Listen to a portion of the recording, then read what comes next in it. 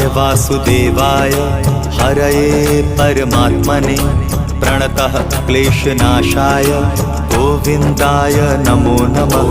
कृष्णाय वासुदेवाय हरये परमात्मने प्रणतः क्लेशनाशाय गोविन्दाय नमो नमः।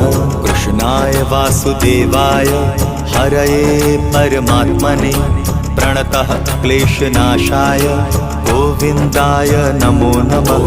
कृष्णाय वासुदेवाय हरये परमात्मने प्रणतः क्लेशनाशाय गोविन्दाय नमो नमः।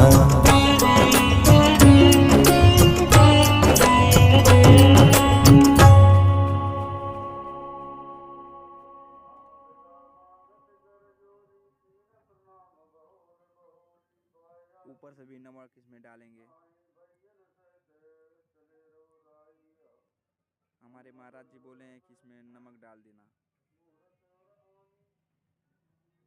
मट्टी डाल दे रहे हैं। मट्टी उट्टी डालने के बाद महंत जी भी डाल रहे हैं मट्टी। इसको हम लोग दफना दे रहे हैं। अब वीडियो कैसा लगा जरूर लाइक कमेंट जरूर करना।